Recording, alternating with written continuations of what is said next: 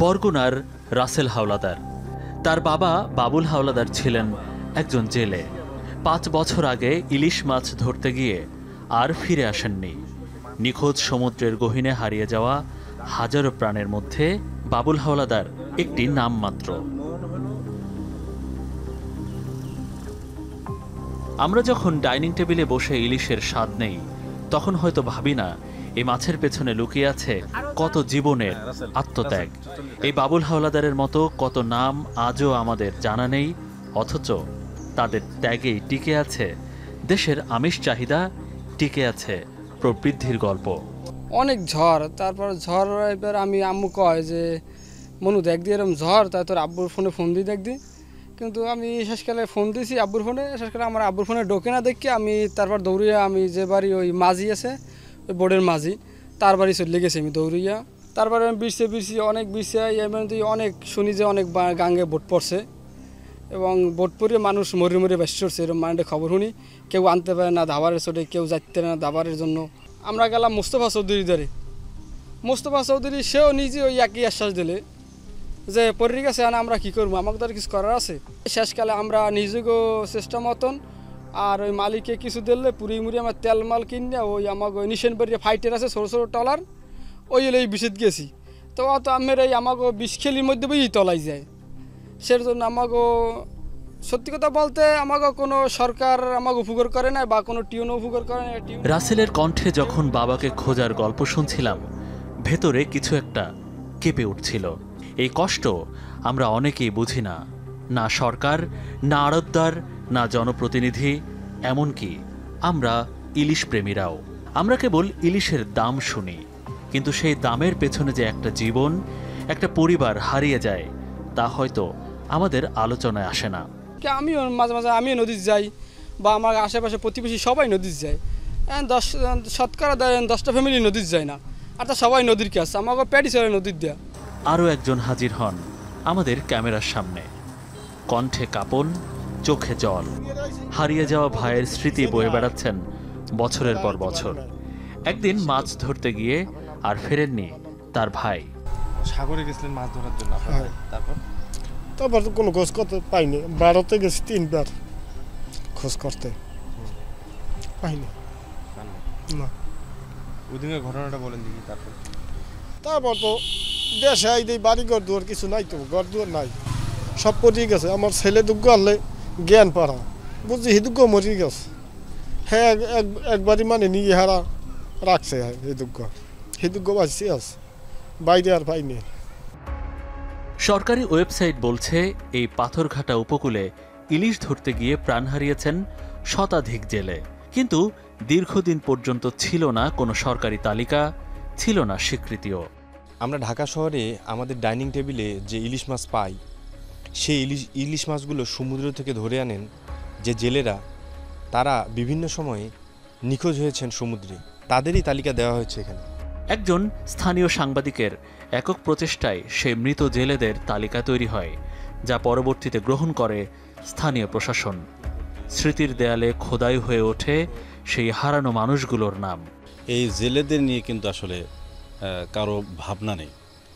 তো অসংখ্য যে জেলে আমাদের এই অঞ্চলে সাগরে জলোচ্ছ্বাস, বন্যায় কিন্তু অনেক ট্রলার ডুবি হয়, সে ট্রলার নিখোঁজ হয়, পাশাপাশি ট্রলারে যতগুলো জেলে থাকেন তারাও কিন্তু নিখোঁজ হয়। আমরা চাচ্ছি যে এটি আইনি একটা স্বীকৃতি পাক, আইন আকারে আসুক।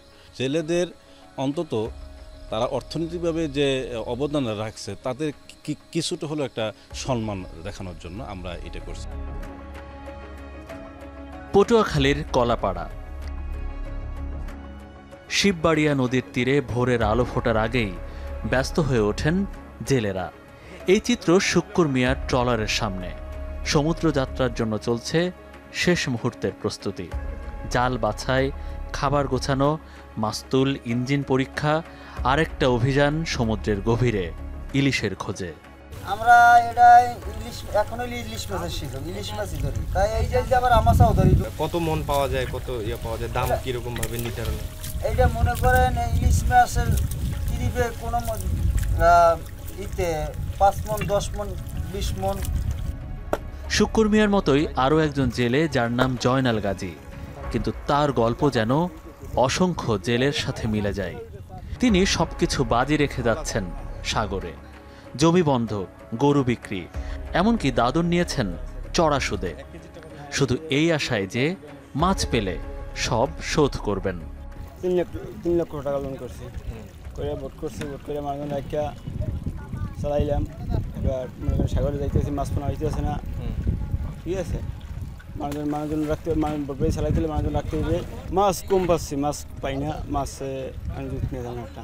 তাহলে আপনারা যে জমি জায়গা বিক্রি করছেন এটা হচ্ছে কীভাবে উঠাবেন, এটা মাছ যদি না পান? মাছ না বাইরে তো উঠান নাকি, উঠাতে ব্যাপার না। যদি আল্লাহ দেয় আমি ওখানে মানুষজন লইয়ে চললাম, মানে টাকাটা হইলে আবার জায়গা রাখতে পারলাম বা নিজেও চলতে পারলাম। এই এরকম করে নিঃস্ব হয়েছে কেমন অনেক লোক?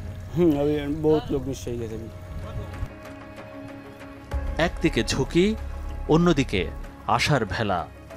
গভীর সমুদ্রের ঢেউয়ের চেয়ে বড় ভয় এখন দাদন ব্যবসায়ীদের সুদের হিসাব। তবুও মাছের আশায় তার মতো হাজারো জেলে পাড়ি জমাচ্ছেন বঙ্গোপসাগরের বুকে। সুদের কারবারের চাপে কাবু জয়নাল গাজীর মনে কাজ করছে আরও একটি শঙ্কা, সেটি হলো দানব ট্রলিং বোট। এই বিশাল আকারের যান্ত্রিক নৌকাগুলোর বিরুদ্ধে তার যত অভিযোগ।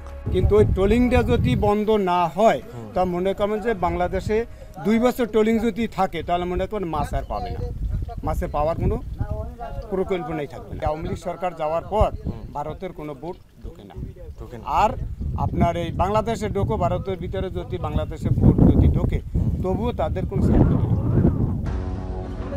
শুধু ইলিশ নয়, পানির নিচের সব জীববৈচিত্র্য ধ্বংস করছে এই ট্রলিং বোটগুলো।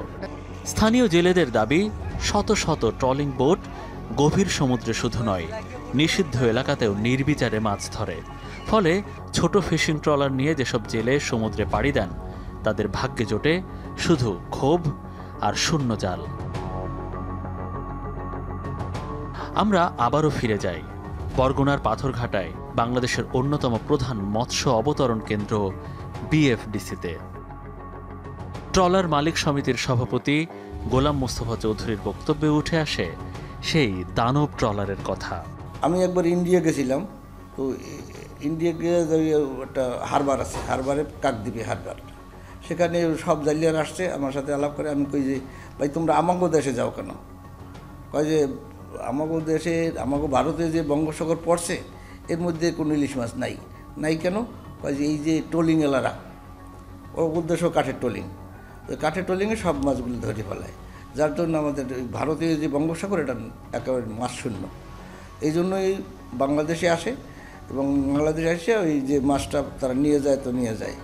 তাহলে প্রশ্ন ছিল, উৎপাদন বাড়ানোর উপায় কি? আমার মনে হয় যদি একটা বছর কোনো রকমের এই অবৈধ জাল শূন্য হয় তাইলে পরের বছর মাছের কোনো অভাব হবে না, পানি মাছ সমান হয়ে যাবে। বিভিন্ন রাজনৈতিক গ্রুপ টুপ যারা আছে এরা আসলে এই যেভাবেই হোক তাদেরকে একটা সাপোর্ট দেয়, এই সাপোর্টটা বন্ধ করতে হবে। এবং আমাদের যারা এই যারা মৎস্য বিভাগ, কোস্টগার্ড, নৌবাহিনী, নৌপুলিশ, এরা একটু মানে ভালোভাবে যদি দেখে তাইলে এই জালটাও পাততে পারে না আর এই ইলিশ মাছও ধ্বংস হয় না। তবে শুধু দেশীয় নয়, বিদেশি ট্রলিং বোটও যেন হয়ে উঠেছে শিকারী। রাতে সমুদ্র জুড়ে এমন আলো জ্বলে যেন সমুদ্র নয়, যেন এক জনপদ। এমন তথ্য জানালেন এই প্রত্যক্ষদর্শী জেলে। হ্যাঁ, চাংমুলে ঢোকে 2000-4000 ঢোকে ভারতীয় ট্রলিং। কোথায় ঢোকে? বাংলাদেশে। ওই ভারতীয় মনে করুন একদম ডাইরেক্ট ওই চিটাঙ্গের কাছার ধরে। এখনো? হ্যাঁ হ্যাঁ, হ্যাঁ 2000-4000 পর্যন্ত ঢোকে, এক লগে ঢোকে। বুঝে জানি হ্যাঁ রাত্রে বাতি জ্বালাইলে বুঝে জানি একটা শহর, যেরকম একটা বরিশাল ডিস্ট্রিক্ট আমাকে ডিস্ট্রিক্টের মতো একটা শহর বানাইলে। ওখানে আর কেউ যায় না গেঞ্জাম? না, ওদের সাথে ওদের প্রত্যেকটা বোর্ডে ওয়ারলেস, প্রত্যেকটা বোর্ডে ওয়ারলেস। মনে করেন একটা বোর্ড আটকামো, আমরা বাংলার যদি আটকানোর চেষ্টা করি একটা, ওরা লগে লগে ওয়ারলেস করে, ট্রলার জমা হয়ে যায়। আর ওদের ট্রলার হইলে হেভি চালু। ওদের ট্রলার আমাদের ট্রলার অনেক দৌড়ে ফাস্ট। বড় বড় ইঞ্জিল দেয়। তাহলে বাংলাদেশের ভিতরে হচ্ছে ইন্ডিয়ানরা আসে হ্যাঁ। বিএফডিসির স্থানীয় ব্যবস্থাপকও স্বীকার করলেন ট্রলিং বোটের নেতিবাচক প্রভাব।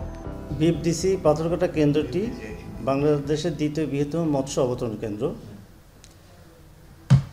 গত 2 অর্থবৎসরের ইলিশের পরিসংখ্যানে দেখা যায় যে তুলনামূলকভাবে কম আছে।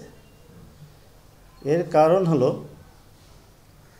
অবৈধভাবে কাঠের ট্রলিং তৈরি করে অসাধু ব্যবসায়ীরা দীর্ঘদিন যাবৎ অগভীর সাগরে এবং নদীর মোহনায় মাছ ধরার ফলে হাজার হাজার প্রজাতির পোনা মাছ বিনষ্ট হয়েছে।